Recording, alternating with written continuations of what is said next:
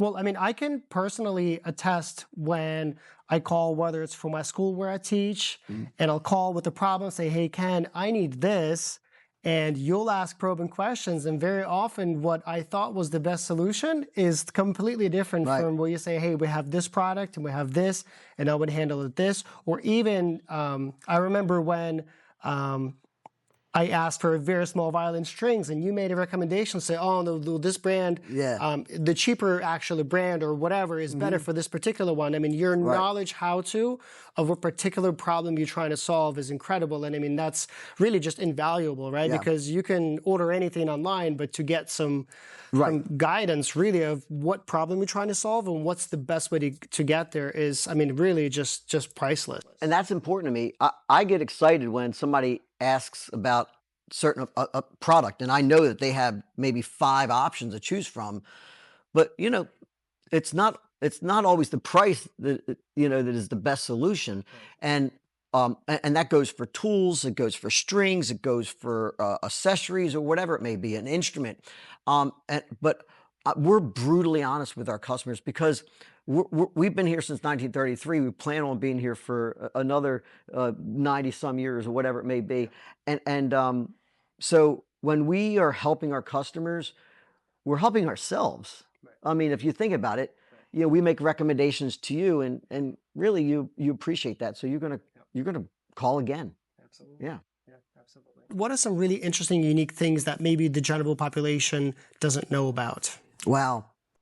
The general population, they really don't know about the intricate clamps, the peg shavers, the reamers, what it really takes to, do a great setup on an instrument or any setup for that. I mean, on occasion we have people that call here and they find our number and they call us and they're like, hey, I want to put a cello bridge on my cello.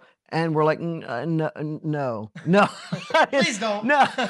And we try to steer them to a shop in their local area. I'm like, thanks for calling, but that's not what we're here for. But, I feel you because, and there's people that are very handy that, really, they could try and, but to do it right.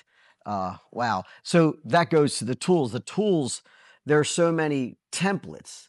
There are so many knives that are specialized to that particular area, or gouge or chisel. And a lot of people will go to, Harbor Freight or somewhere, and they'll look at these tools and believe it or not, you're thinking they're great quality tools. And while some of it can be, we sell very high-end specific tools. A lot of people don't realize how many variations of gouges there are. May it be the width, the sweep, which is the curvature, if it's an inside bevel, outside bevel, if it's a long handle, short handle, and so there's a purpose for each one of these tools. There's a purpose for all these templates, all these molds, peg shapers, there's multiple designs. Reamers, there's multiple designs of reamers. There's a reason why you use a reamer and another type of reamer, depending on the type of maple. Maybe perhaps it's an older maple, but so believe it or not, there's almost majority of the files and tools and so forth.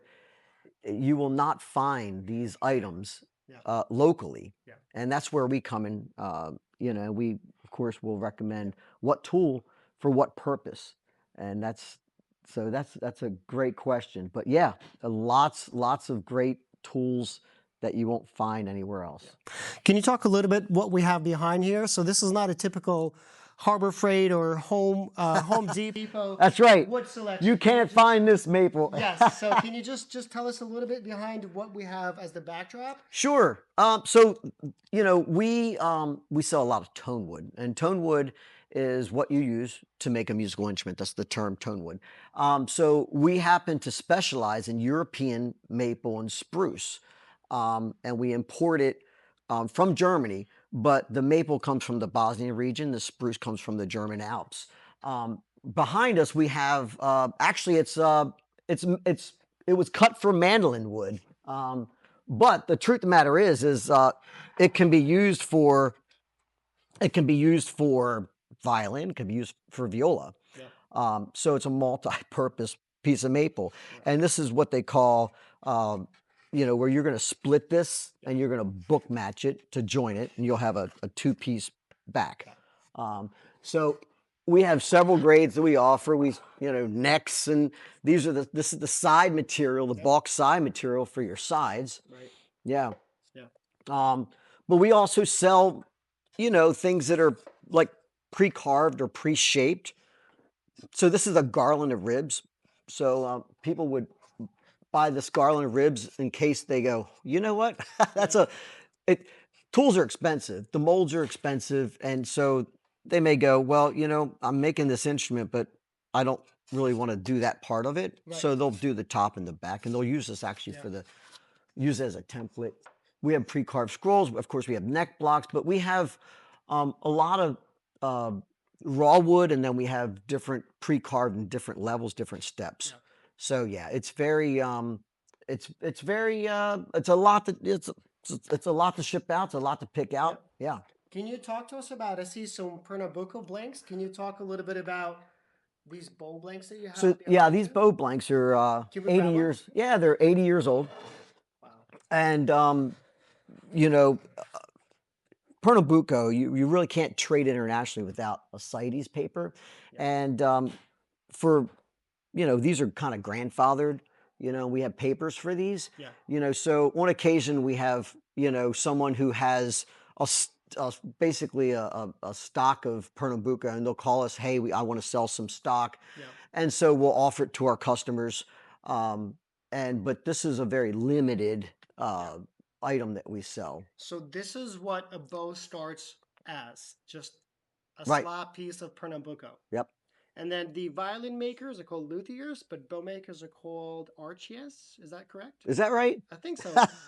Archiers? Yeah. I have to double check the word, but I think there's a Right. specific bow maker word Yeah. that they use. That's It's right. not a luthier. Right. I think they're archiers. I'll have to double check. Right. But I just call them bow makers. yeah. Welcome to America. Do you have a lot of people calling saying, hey, I want to build a violin. I don't want to be a maker, but I just want to buy a kit violin? And we have a lot of shops with employees that do the maintenance of their rental fleet and some repair, and they get really interested in, hey, I've been repairing instruments, I want to make.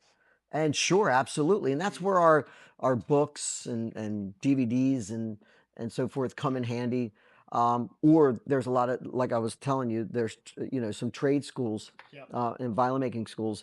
And there's also 2-week classes or whatever, get you started. And then also we have violin shops that actually will take apprentices.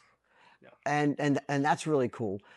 So those people, yeah, they find their way to make violins, and sometimes they'll shock you. Then they get excited. They'll send pictures, and you're like, wow, that is really impressive. I mean, did you have a background in carving? Did you? I mean, so at any rate, and then you see the disasters. You're like, whoa, and they ask you, hey, what's your opinion on this? And I have to be honest. I'm not gonna, I have to be honest. But they appreciate that too, So yes, there's plenty of people that learn, how to make violins through whatever avenue. Yeah. Sometimes it's also their grandfather or their father made, So yeah.